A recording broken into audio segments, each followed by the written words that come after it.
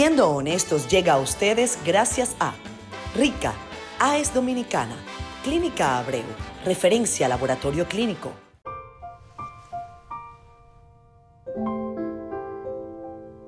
Viví 9 meses donde todo era nuevo. Estando embarazada todo me lo cuestionaba. Quería saber si estaba haciendo todo lo necesario, si estaba todo bien con mi bebé. Y tenía el corazón lleno de amor.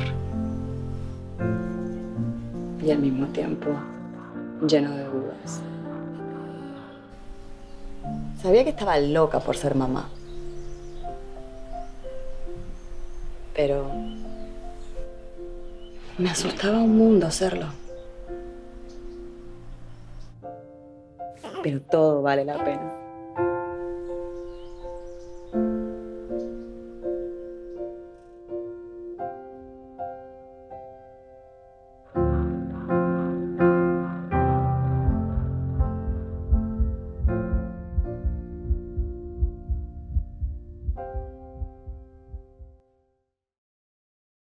Bienvenidos a una nueva entrega de Siendo Honestos.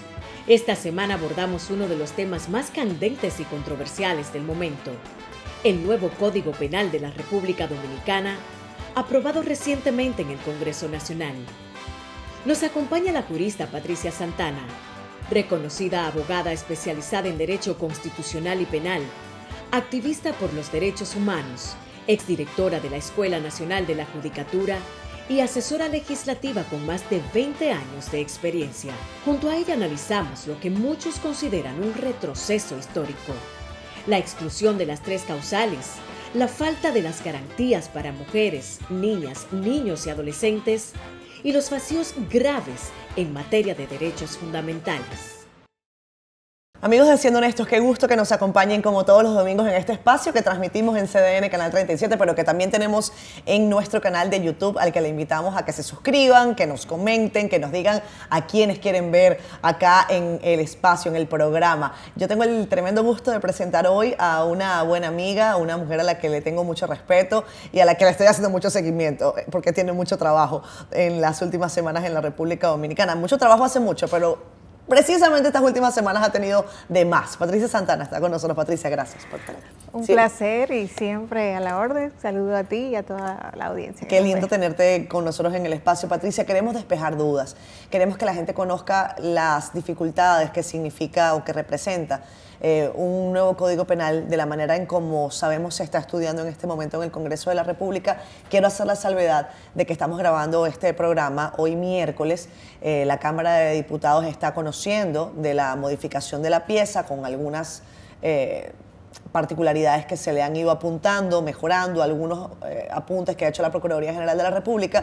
Y en todo caso puede ser que cuando usted vea el programa este domingo, ya el Código Penal esté aprobado o no. Si está aprobado, pasa al Poder Ejecutivo y si no, pues nada, sepan lo que podría venir. Lo que creemos es que se va a aprobar en el Congreso, Patricia. Sí, creemos que hay una voluntad política de que ya en República Dominicana haya un nuevo Código Penal, que sin dudas es una necesidad porque la norma con la que contamos data de 1884.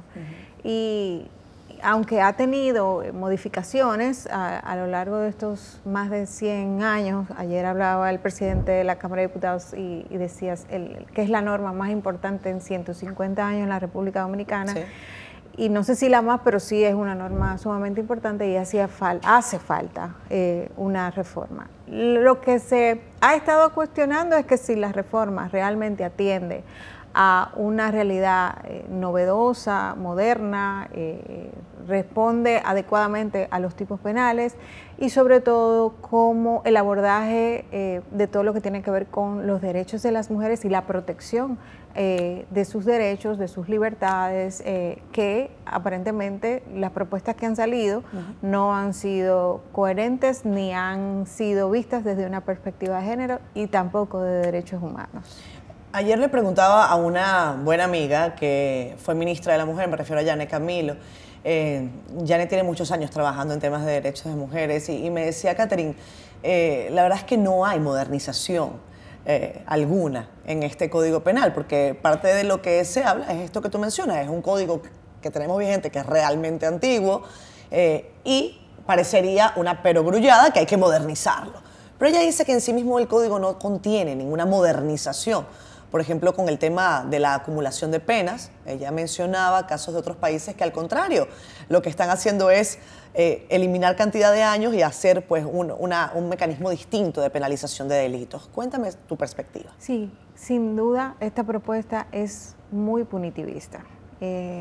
Lamentablemente, incluso como sociedad, no hemos logrado entender que no hay evidencia de que penas altas disminuyan la criminalidad. No hay evidencia de eso. Y de hecho, pasa todo lo contrario. Hay sistemas modernos. Yo tuve la oportunidad de conocer una cárcel de Barcelona, donde tiene un sistema penitenciario bastante interesante. Físicamente la estructura tiene paredes altísimas y creo que para eso decían que eso es uno de los peores castigos de los que están ahí recluidos. Sin embargo, es un centro que ofrece reeducación y hay una reinserción social de aproximadamente un 70% de las personas que van ahí.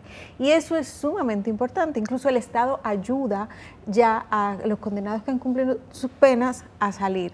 Y sucede que solo los delitos que atentan contra la indemnidad o la integridad física de las personas llevan penas muy altas. Luego, el resto de actos punitivos o punibles llevan otro tipo de infracciones donde a lo mejor el incentivo mayor es el uso de sanciones pecuniarias, sanciones económicas. Entonces, sí, este código es altamente punitivo, como señalas, establece un cúmulo de penas que es bastante alto. Esto es algo novedoso, pero eso no quiere decir que sea nuevo, bueno ni moderno. También algo novedoso e importante es el hecho de que se reconoce a las personas jurídicas, estos son empresas, instituciones, la potencialidad de ser sancionadas penalmente y se reconoce expresamente, algo que había sido yendo construcción jurisprudencial, se plasma ahí.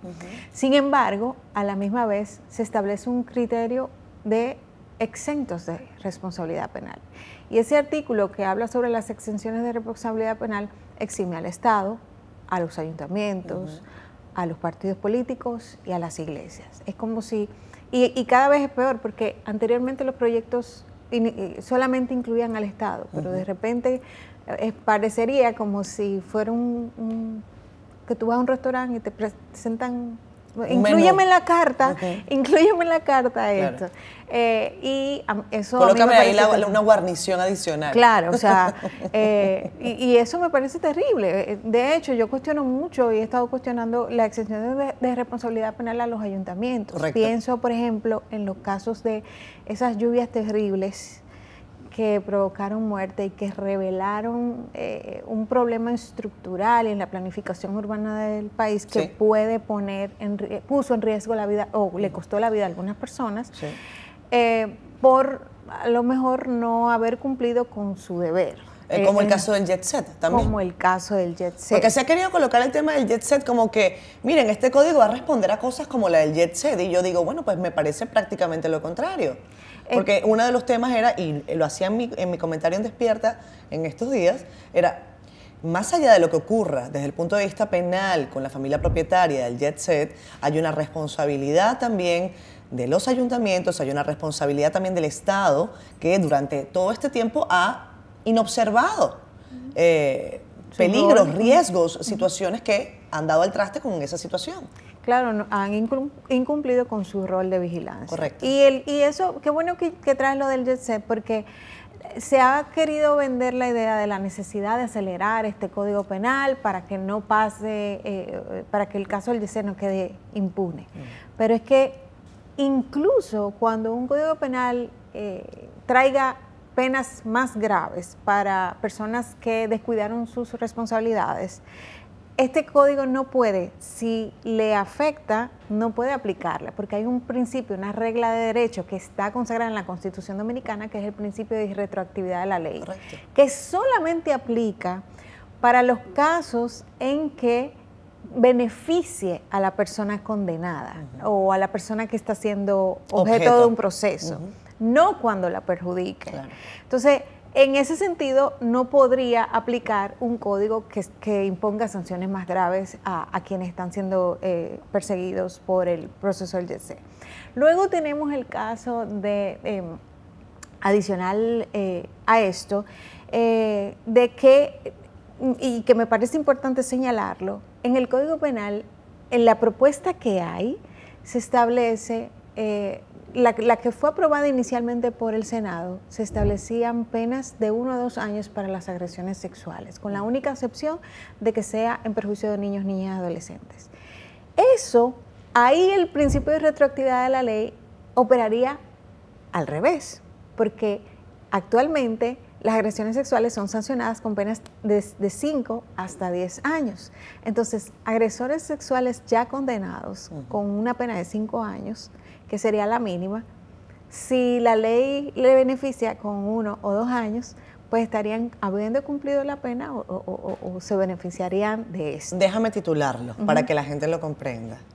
Si se aprueba el código tal y como está, o sabemos que esta modificación se ha hecho, están trabajándola. Están trabajándola. Okay. Si no se modifica esa parte del Código Penal del que hemos sabido y que emanó desde el Senado y se está conociendo en la Cámara de Diputados, al menos hasta la fecha de hoy, agresores sexuales condenados hoy en República Dominicana con penas de hasta 5 años podrían salir libres si ya han cumplido 1 o 2 años. Entonces, es para que tengamos una idea de lo lesivo que puede significar, en virtud de aportar justicia, de traer justicia, un régimen nuevo para los temas penales en el país. Claro. Cierro titular allí. A veces hay que darle a la gente esto con cucharita, claro. Patricia, Sí, porque sí. Esto no es fácil, hay que verlo así. No es fácil comprenderlo, y claro. por eso la verdad es que yo cuando decidí, mira, tengo revisando las piezas desde hace, por lo menos con mucha cautela, los últimos 6 años. Sí. Y he dicho, concha, esto hay que decirlo, porque es que la gente tiene que entender que el problema del código no es solamente un tema de las causales, que la gente piensa sobre eso y probablemente hablaremos de eso más adelante, pero es que hay en su estructura, hay muchas cuestiones que hay que cuestionar. O sea, de hecho, había una de las propuestas que pretendía desaparecer la figura de la complicidad, y eso en materia penal es por dogma, es una locura. Actualmente el proyecto que se está actualizando consagra como medida sociojudicial la castración química, y esto es violatorio de la Constitución. O sea, el mismo argumento que se utiliza para prohibir, por ejemplo, la pena de muerte, lo puedo traer aquí. La justicia puede equivocarse, y hay casos donde la justicia se ha equivocado, y tú sancionar a una persona con una medida sociojudicial, que se supone que es una medida de seguimiento para, después que tú cumples con tu pena, entonces voy a establecer esta medida de seguimiento para asegurarme de que tú te reinsertes bien en la sociedad. Entonces, imponerle una castración química supuestamente voluntaria, pero ahí hay 2 cosas. ¿Quién voluntariamente va a querer que le castren? Claro. O sea, ¿quién voluntariamente quiere eso? Y segundo, ¿cómo sería operativo? Si esto va a significar o pudieran poner a una persona en una situación de tener que decidir o te castro o esto. Claro. Entonces, sería esto es una coacción. Claro, puede ser utilizado como mecanismo de coerción, de coacción. Patricia, y es contrario a la Constitución. Evidentemente. Y de eso también vamos a hablar. Si hay articulado que, en el entendido de que esto se apruebe, podría ser llevado esto al Tribunal Constitucional. Entiendo yo que se trabajará en esa instancia. Y en todo caso, si el Tribunal Constitucional puede decidir que la pieza completa es inconstitucional o que hay artículos en específico que son inconstitucionales. Me lo dices ahora, cuando regresemos de la pausa comercial.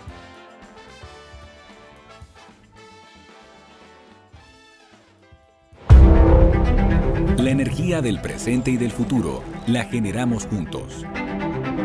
Energías que mueven los sueños y el progreso de la gente. Cuidar del planeta, proteger el hábitat y los recursos naturales es fundamental. Por eso, aceleramos el cambio hacia energías nobles y limpias en beneficio del país. Nuestros colaboradores impulsan la transformación de las energías. Y ser reconocidos como una de las mejores empresas para trabajar nos llena de orgullo. AES Dominicana, acelerando el futuro de la energía, juntos.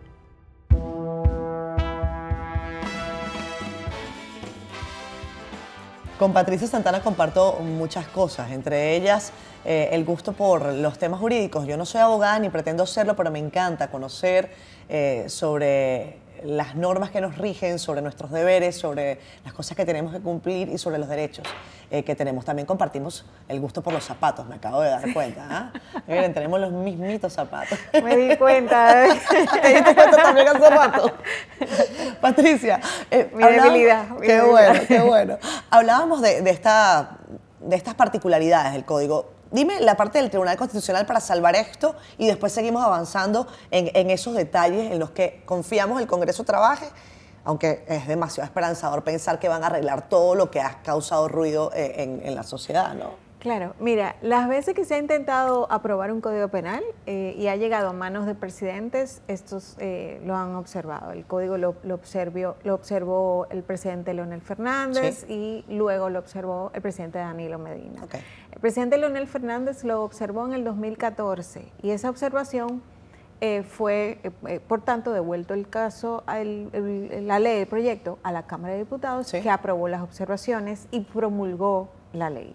Pero no lo pasó al Senado, que tenía que también revisarlos. Y luego de haber tenido promulgado un código penal, este fue introducido al Tribunal Constitucional, donde lo que se estaban impugnando eran las causales en ese momento. Y el Tribunal Constitucional revisa el procedimiento y dice, espera, no toca a fondo, no va al fondo, no va al tema de las causales, dice, aquí hay un problema de procedimiento, de un procedimiento constitucional, porque la Constitución establece estas reglas, claro, y no se cumplió con remitir las observaciones al Senado para que decidiera si aprueba o no. O sea, no se agotó el procedimiento legislativo, tal y como la Constitución, claro, establece, y me están poniendo a mí a decidir por algo que ustedes no han terminado, claro, de hacer. Claro, entonces se declaró inconstitucional la norma en ese momento. Y bueno, posteriormente el presidente Danilo Medina también lo observó y devolvió el código, y esto nunca se respondió. Y la Constitución establece una regla, que es que si no se entienden por admitidas las observaciones, claro, y se hace ley, pero esto de alguna forma u otra se perdió en el espacio y no tenemos código. O sea, si penal. No hay respuesta del Congreso, las observaciones del presidente deben ser consideradas admitidas. Sí, exacto. Y bueno, pero esto se quedó en un limbo, y al final resultó que no teníamos código. Y ahora entonces creo que es muy importante que estemos vigilando el procedimiento que se está dando. Me resulta preocupante que luego de que una comisión bilateral conformada por legisladores de la Cámara de Diputados y del Senado analizó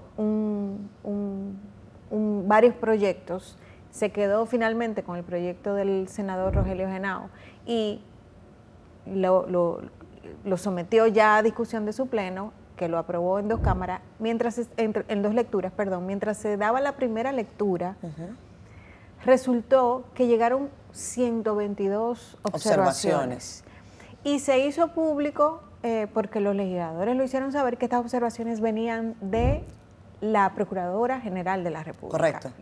Los senadores decían, las observaciones de la Procuradora, las observaciones de la Procuradora. Y eran 122, y es prácticamente la mitad del proyecto. Y pudiéramos decir que se trata de básicamente una propuesta nueva.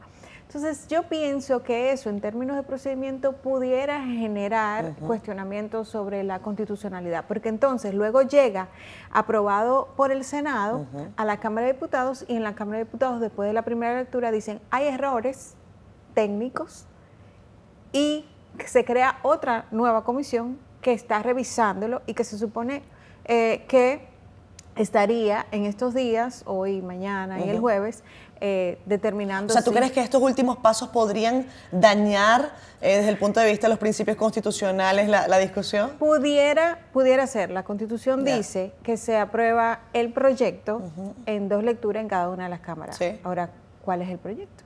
No es el mismo que llegó al Senado. O sea, ahora no sabemos más o menos nada de cuál es el proyecto con el que están trabajando. Ahora mismo se supone que hoy estaríamos teniendo conocimiento de cuáles son las mociones y cambios que de manera integral se estuvieron haciendo durante el fin de semana y ayer, la sesión de ayer se pospuso hasta hoy porque todavía no habían terminado esos trabajos, entonces hay que ver hasta qué punto eso puede generar, y creo que ya ha generado inquietudes, porque de hecho Servio Tulio Castaño estaba refiriéndose a eso y decía, parece que hay vicios de inconstitucionalidad en cuanto al procedimiento. Ahora, en cuanto al fondo, sin lugar a dudas, yo creo que partiendo de todo lo que hemos podido advertir, incluido el tema de la falta de eximente de responsabilidad penal, perdón, en caso de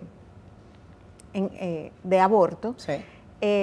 Creo que sí, la pieza va a terminar en el Tribunal Constitucional. Si resuelven todas las deficiencias que hemos identificado, perfecto, pero si no, por lo menos por el tema de las causales, que aparentemente no hay una voluntad política de aprobar un código con causales, esto va a terminar en el Tribunal Constitucional sin lugar a dudas. En tu experiencia como abogada y también analizando jurisprudencia de otros países, ¿es este Código Penal un código que nos mete en el atraso más profundo desde el punto de vista latinoamericano, iberoamericano? ¿Cómo lo podemos ver? O, por el contrario, ¿se podría decir que es un código avanzado tal y como está establecido? No me parece que podemos llamarle avanzado. Primero porque un código avanzado, en la región han habido muchos avances en cuanto a lo que tiene que ver la protección a poblaciones en situación de vulnerabilidad y a las mujeres. Sí. Y los códigos penales actuales, por ejemplo, la figura del feminicidio está tipificada desde hace años en la mayoría de los países de la región y de Latinoamérica, y tipificada adecuadamente. Incluso en el caso de Argentina, donde el feminicidio como tal no está concebido como un tipo penal autónomo, incluso allá, por definición, como una de las causas o circunstancias del homicidio, la definición del feminicidio está, aunque no esté de manera autónoma. Okay. Y es de los pocos países. Es un delito conexo. Claro, después todos los países de la región, creo que casi todos, tienen tipificado adecuadamente el feminicidio. Si nosotros no tipificamos el feminicidio, tomando en consideración las razones de género y las que se manifiestan a través de las desigualdades en las relaciones de poder que hay entre hombres y mujeres y que son propias de un sistema machista y misógino, entonces tenemos un serio problema en cuanto al abordaje de la figura del feminicidio, porque las tres circunstancias para las cuales se pretende establecer que hay un hecho feminicida en estos proyectos son casos que aquí no se ven. Aquí los feminicidios comúnmente se dan donde una pareja o expareja mata a su... Ese es el más común. Pero el feminicidio lo puede cometer cualquier hombre en perjuicio de una mujer por razones de género, por razones de ser mujer. Eso tiene una explicación. Bueno, ¿cuál es la explicación? Vamos a dársela a la gente. Cuando hablamos de que... Porque cualquiera podría decir, me pongo del otro lado de la acera, Patricia, bueno, pero es que si matan a un hombre no le dicen machicidio. Exacto. Entonces, me refiero, ¿no? Aquí me hace Javi una cara, bueno, como que claro, ¿no? Entonces, el problema es cómo se comprueba que para los temas del delito en sí mismo, que una mujer ha sido objeto de un homicidio por el hecho de ser mujer. Esa es la carga, ¿no? que va. Claro, porque el concepto de mujer va conectado a la idea de roles de una mujer en una sociedad, y sobre todo en una sociedad machista. Entonces, el feminicida piensa que pierde el control, pierde autoridad o pierde el poder sobre esta persona. O sea, es el hecho de esa relación de poder que yo como hombre entiendo que tú como mujer me debes respetar, debes ser sumisa a mí, estás sometida a mi voluntad. Esas son las razones de género, esas son las desigualdades que hay sociales entre el hombre y la mujer en nuestra cultura machista. ¿Sí? Son las razones de género que hacen que la muerte a una mujer sea considerada por razón de ser mujer o por razones de género. En, no sé en si España, sí, en España le llaman violencia vicaria. ¿Es similar o no? La violencia vicaria es una forma de violencia de género. Ok. Y es en la que tú utilizas a los hijos, a la familia, para generarle dolor a la madre. Que también ocurre. Que también ocurre aquí y muy comúnmente. Exacto. Y que debería estar tipificada. ¿No está? No vi la violencia vicaria. Hubo uno de los proyectos, el proyecto del senador Antonio Taveras tenía prevista la violencia vicaria, pero en este no está. ¿Por qué se quedaron con este? ¿Tú sabes? No tengo la menor idea. Porque en la comisión bilateral estaba discutiendo los 5 proyectos. Y ellos hacen una matriz donde comparan cada texto con el otro y comienzan a elegir. A partir de ahí los leen y comienzan a elegir. A partir de ahí cuál es el texto que van a aprobar. Sí. Pero en algún momento el presidente del Senado y el presidente de la Cámara de Diputados se presentaron ante la comisión y dijeron hay que acelerar los proyectos y me parece que entendieron que este fue el primero que se presentó y por tanto por tanto lo eligieron. Pero probablemente detrás de eso haya otra cosa, claro. Otras razones que yo no lo dudo, pero no lo quiero hacer. Seguro. No estoy segura, pero tampoco tengo duda. Patricia, además del tema del feminicidio, que creo que es importante que se establezca, que también en la pieza que tenemos conocimiento hasta ahora, incluso hay una situación hasta peor que la que estamos viviendo ahora. O sea, es como que se va hacia atrás en materia de cómo se penan este tipo de delitos. Danos el detalle, por favor.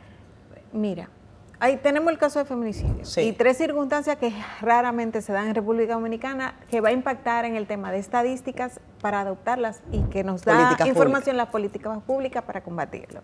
Pero adicionalmente a esto, en el caso de la violencia intrafamiliar, la propuesta aprobada por el Senado establece que para que se tipifique la violencia intrafamiliar tiene que haber un patrón de conducta reiterado. O sea, no basta con un caso que ellos entiendan aislado para que proceda la violencia, y esto me parece terrible porque la prueba generalmente de que esta violencia existe o se ha dado es una denuncia. Y hay una deficiencia, ahí está si bien es el delito o la infracción más denunciada, a pesar de esto, hay un subregistro de violencia grandísimo porque a las mujeres se nos dificulta denunciarla.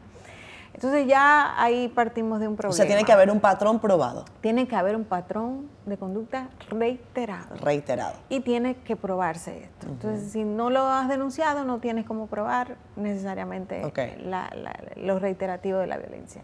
Y se incorpora un párrafo que dice que cuando se trata de violencia a los niños, si se trata de disciplina física, aplicarían unos principios de intervención mínima del Estado y de proporcionalidad en la aplicación de la pena. ¿Con qué se come eso?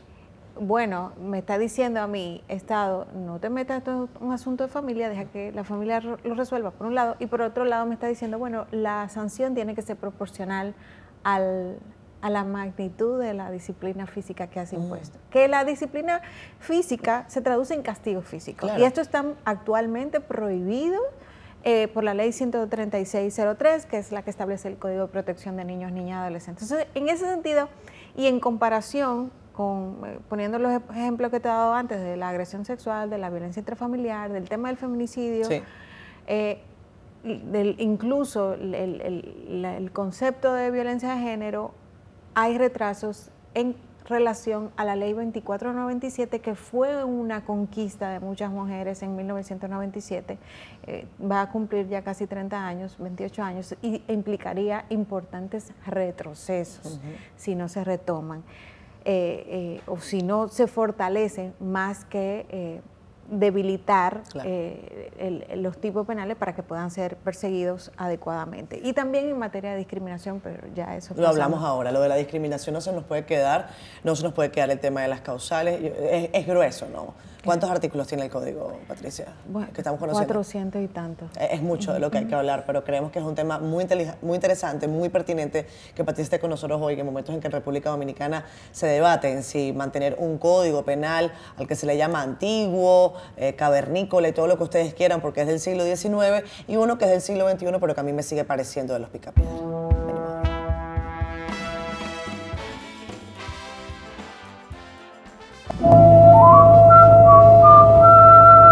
En la vida lo principal es disfrutar de buena salud. Por eso a cualquier edad siempre es conveniente tomar diariamente la rica leche rica. Rica es salud y larga vida porque es pasteurizada bajo un riguroso control de calidad. Leche rica para ti, también para ti. Mami, ¿cuántos años tú tienes? ¡Acorde! A cualquier edad es conveniente tomar la rica leche rica. Oí clarito que dijeron salud. Con leche rica, lo más puro de aquí.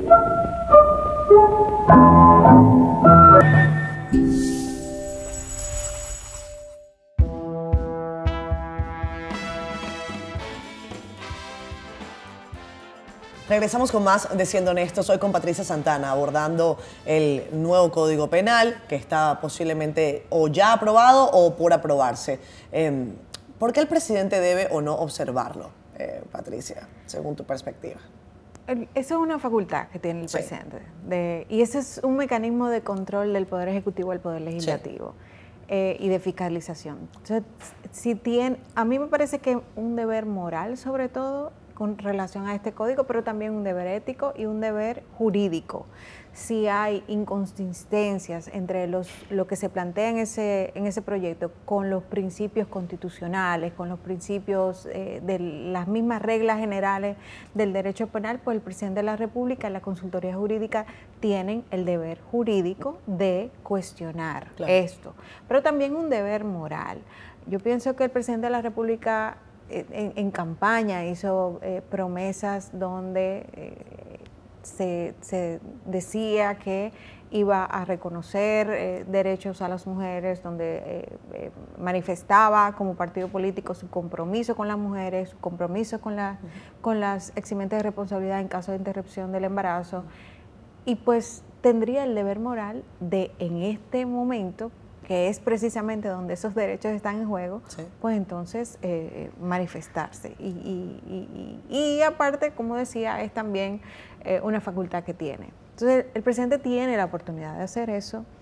Creo que en estos días se tuvo conocimiento de que la primera dama y sus hijas firmaron una carta donde están exigiendo, cuestionando los retrocesos en materia de derechos de las mujeres de este proyecto. Y yo pienso que él, hasta con su familia, hasta con sus hijas, el presidente tiene un deber ahora mismo de dar respuesta. Entonces, lo adecuado sería que observe. Y políticamente la observación del presidente tiene un peso, y tiene un peso más el respeto a sus observaciones por parte del Congreso Nacional. La expectativa es que si el presidente observa el proyecto, pues entonces estas observaciones sean tomadas en consideración, aunque no se le imponen al Congreso, a los legisladores y legisladoras. Me parece que tiene un peso porque muestra el liderazgo del presidente y debería ser tomado en cuenta.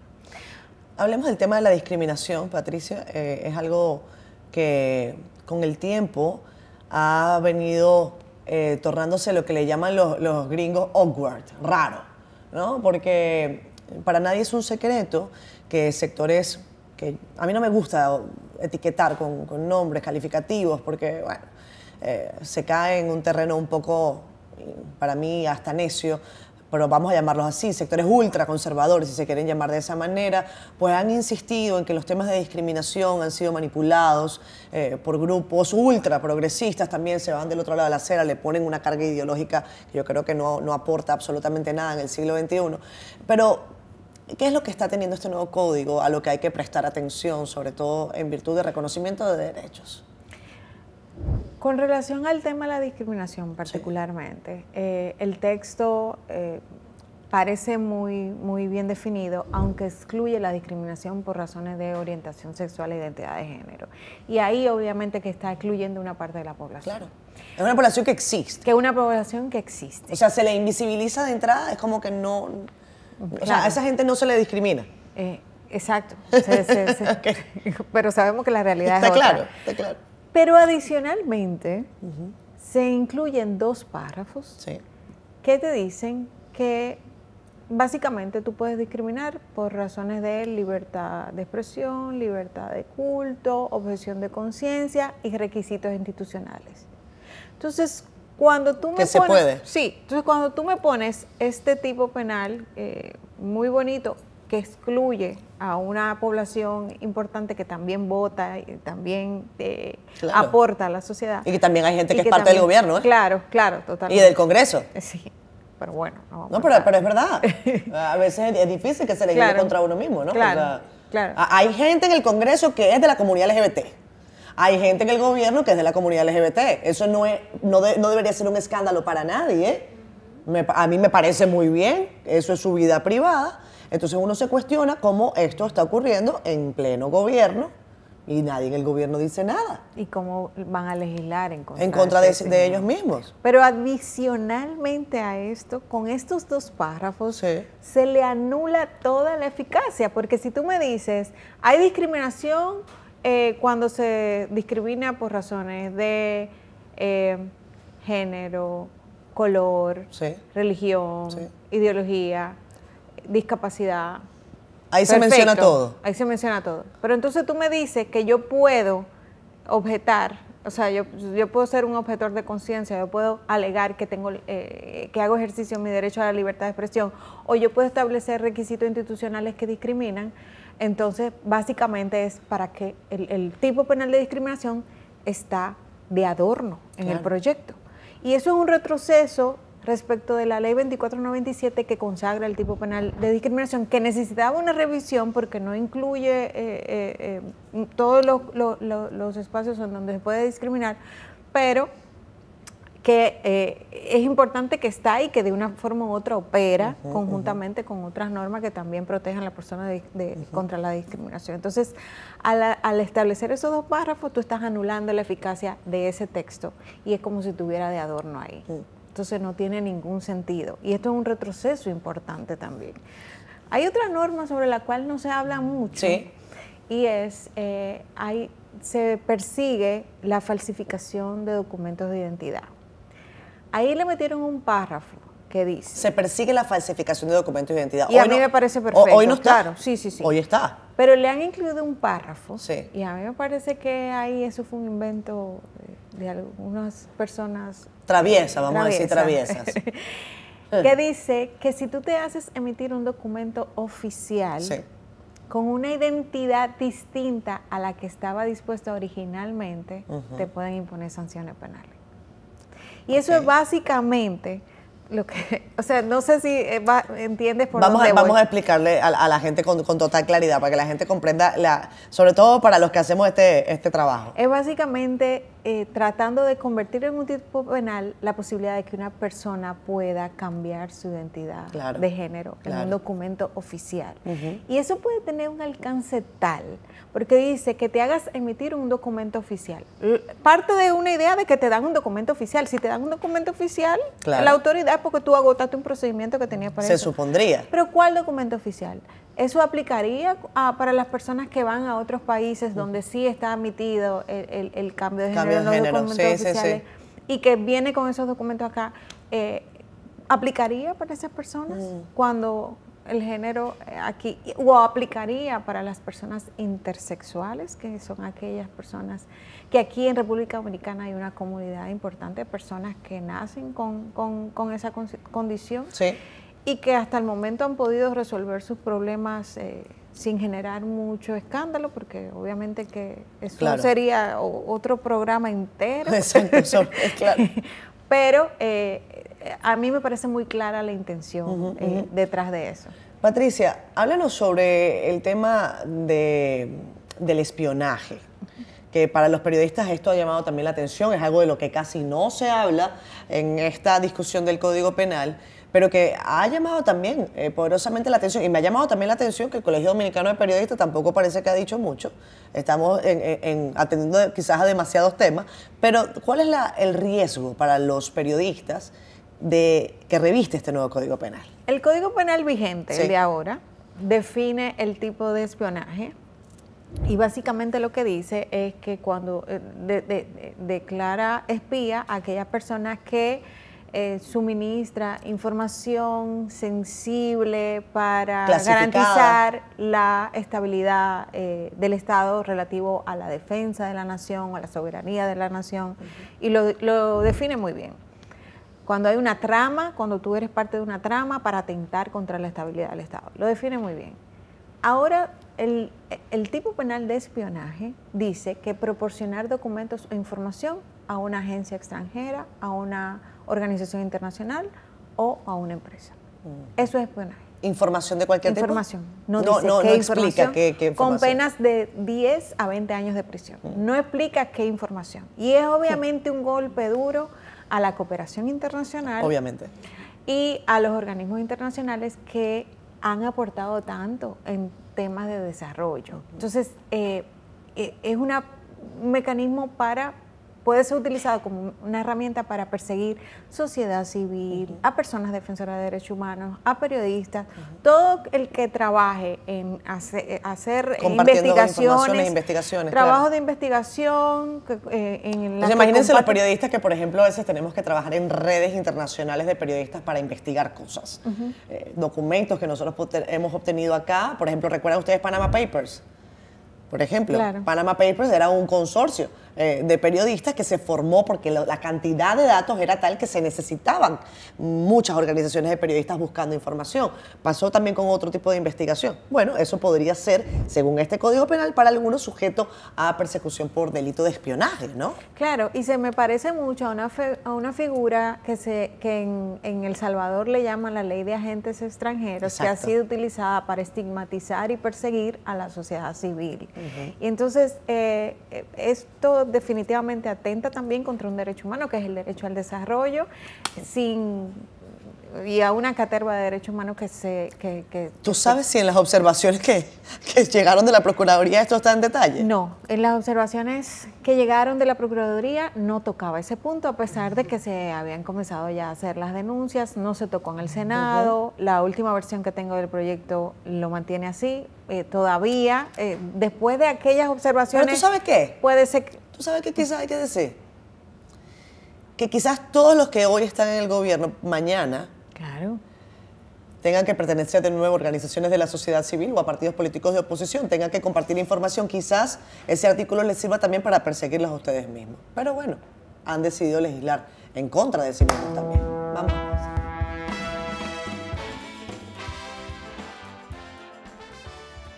Regresamos con más. Patricia Santana está con nosotros y opinando nosotras acá, porque hasta el fin de cuentas esto es un programa de opinión y hay libertad de expresión todavía, que el presidente debería observarlo conforme a principios morales, éticos y hasta jurídicos. Patricia, el tema de las causales, hay algunas personas que dicen que las causales son al Código Penal lo que la cesantía es al Código Laboral. O sea, mientras las causales estén allí, son una piedra en el zapato, no se termina de aprobar el código y parece que esto se ha ido normalizando. Te confieso que hace algunos días hablé con el presidente del Senado que me decía, Catherine, logramos que sea como una causal y media la que va a estar en la pieza. Y te lo comentaba también en la pausa comercial sobre cuál es tu lectura sobre el abordaje de este tipo en el nuevo código.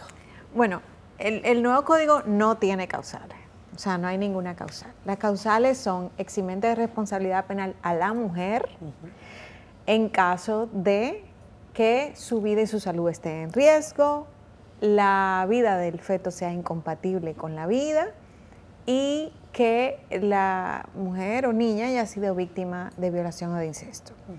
Y se trata del derecho de la mujer a decidir, no es una imposición, ni tampoco una decisión del médico, ni la decisión de más nadie, sino de la mujer decidir si en esas circunstancias continúa o no con el embarazo. O sea, con el código que tenemos ahora se va a seguir persiguiendo a la mujer. Se va a seguir persiguiendo a la mujer y me parece que incluso el radio que abarca el tipo penal es más extenso, porque se han tipificado aborto forzado, aborto consentido, aborto provocado y se imponen sanciones a médicos, farmacéuticas, enfermeras, parteras, y aunque las sanciones son menos graves que la propuesta anterior, el radio de aplicación se amplía. Pero no hay causales. Se ha incluido una eximente para personal de salud especializado. Entonces, ahí me imagino que entrarán médicos. Ahora, cuando me dicen especializado, yo me pregunto si tiene que ser un médico ginecobstetra o puede ser un médico general o como el asunto. Y solamente es en el caso de que la vida o de la madre o del feto, y ahí también el término madre que utilizan, en vez de utilizar mujer. Mujer, claro.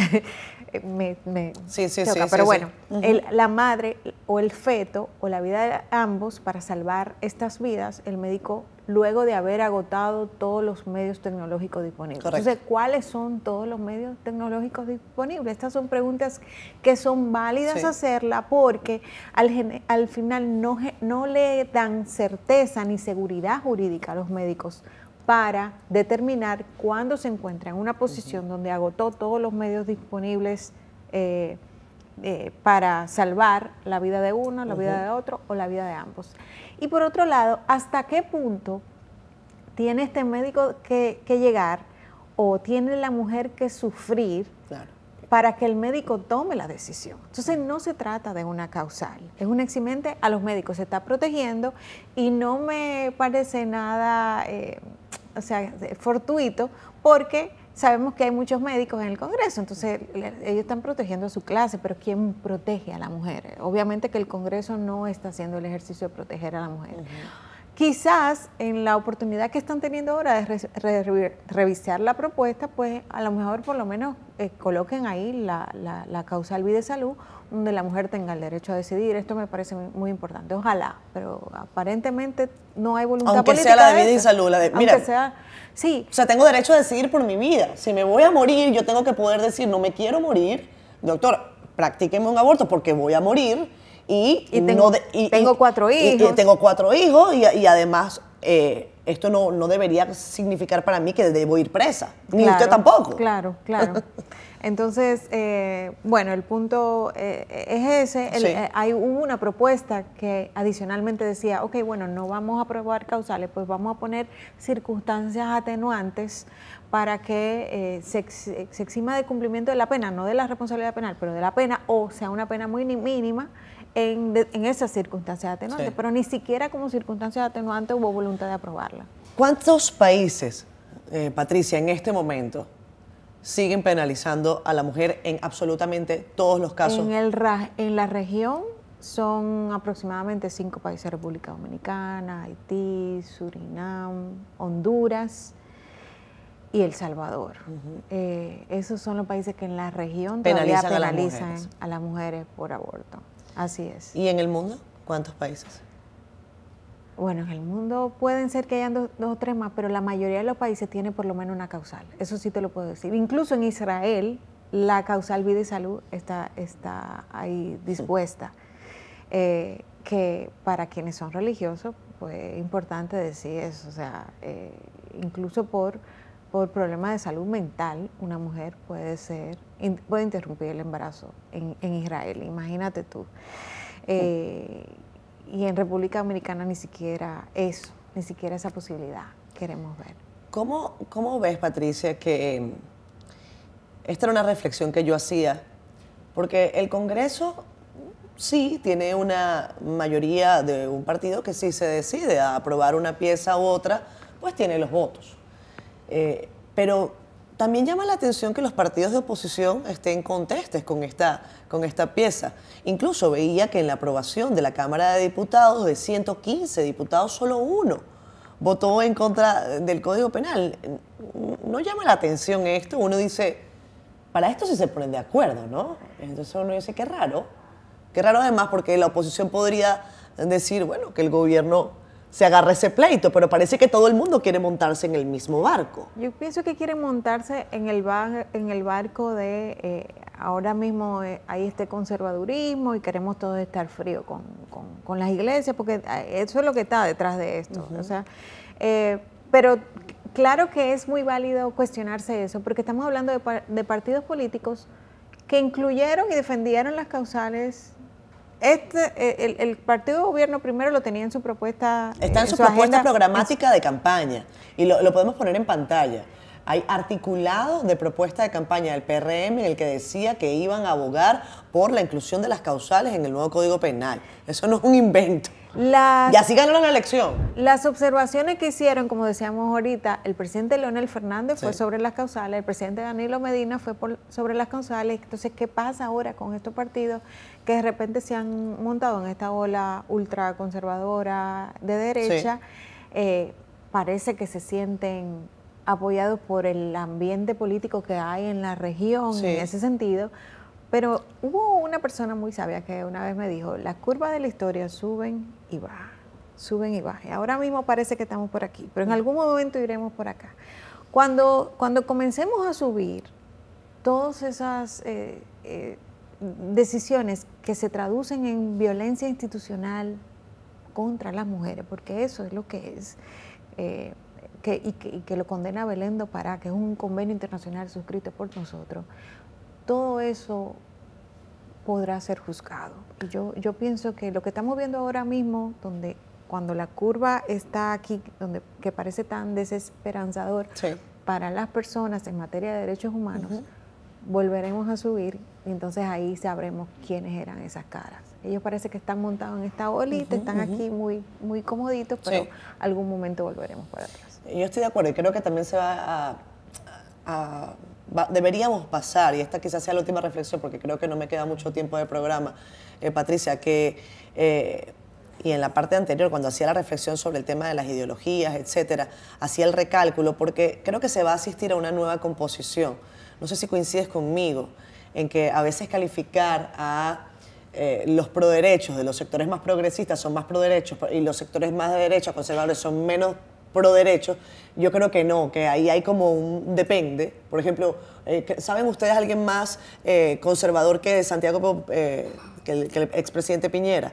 Pero el expresidente Piñera aprobaba las causales, llevó adelante reformas importantes en Chile en ámbitos de derechos. Y así, o sea, yo creo que esto no está necesariamente concebido en las esquinas ideológicas a las que normalmente estamos acostumbrados a asistir para hacer análisis. Esto tiene que ir un poco más allá y quizás sea el trabajo. Quiero tener una reflexión final, Patricia, ya no sobre lo que pasa en el Congreso.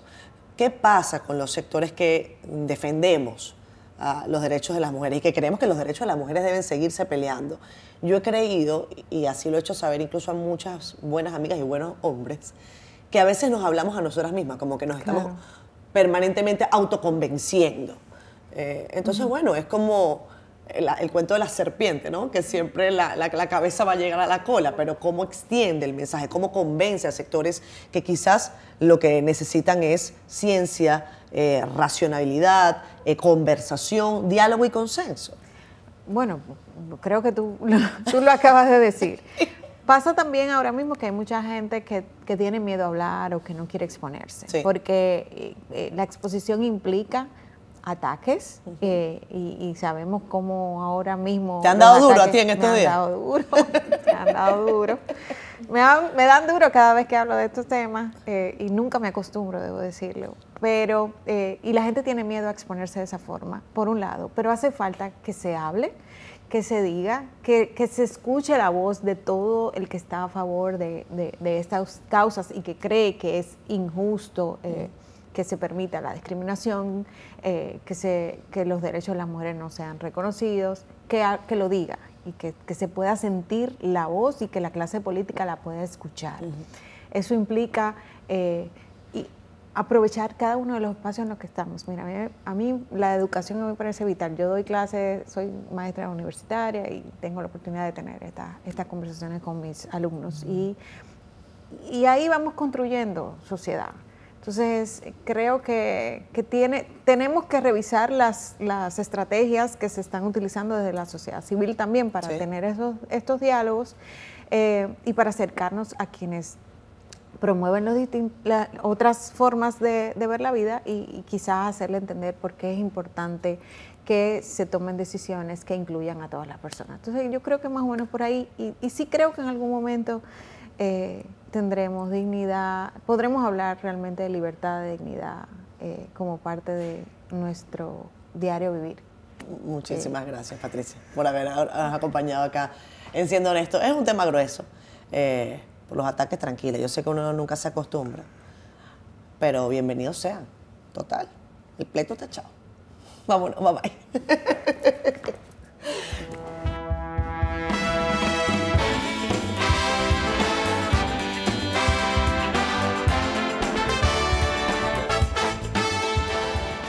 Siendo Honestos fue presentado por Rica, AES Dominicana, Clínica Abreu, referencia laboratorio clínico.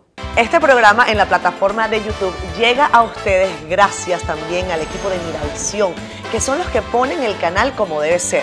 Si usted quiere que su canal de YouTube llegue a otro nivel, llame a Ricardo Miranda y a su gente, que ellos le van a dar esos tips que uno definitivamente no conoce y que hacen que la plataforma se nutra de gente linda como tú que nos estás viendo por aquí.